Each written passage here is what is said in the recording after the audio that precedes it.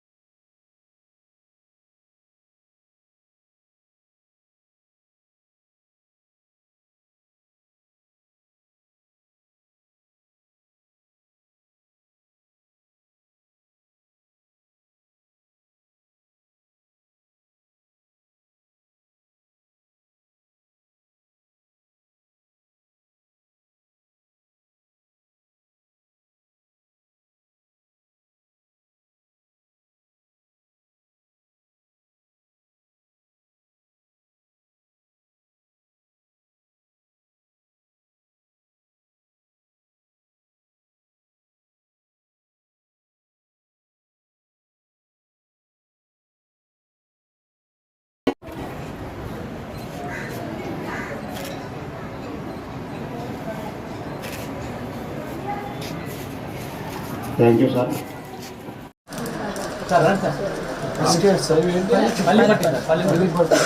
రోజు ఇస్తారా?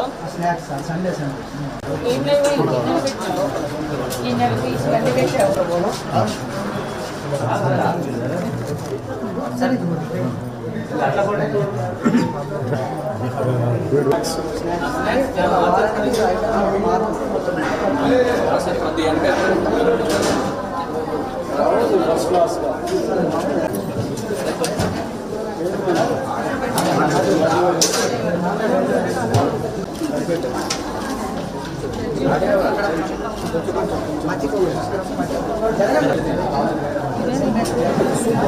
చాలా సాంబార్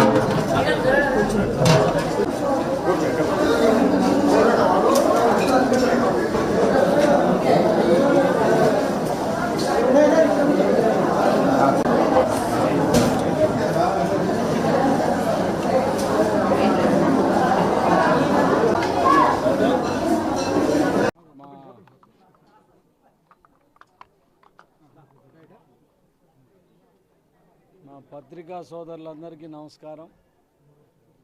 ఈరోజు తెలంగాణ రాష్ట్ర వ్యాప్తంగా కూడా 8 లక్షల మంది విద్యార్థులకు లబ్ధి చేకూరే విధంగా ఒక సాహసోపేతమైన నిర్ణయం మన ముఖ్యమంత్రి రేవంత్ రెడ్డి గారు ఈ గురుకుల సోషల్ వెల్ఫేర్కి సంబంధించిన ఆల్ గురుకుల స్కూళ్ళకు సంబంధించి ఏదైతే విద్యార్థులు హాస్టళ్ళల్లో ఉండి మెస్లల్లో తింటున్నారో వాళ్ళకు ఒక పౌష్టికాహారం అందించాలి, ఆరోగ్యమే మహాభాగ్యం అనే విధంగా చదువుతో పాటు ఫిజికల్గా వాళ్ళ ఎదుగుదల కూడా ఉండాలని ఒక ఆలోచనతోటి అటు డాక్టర్లు మేధావుల సలహాలు తీసుకొని ఈరోజు డైట్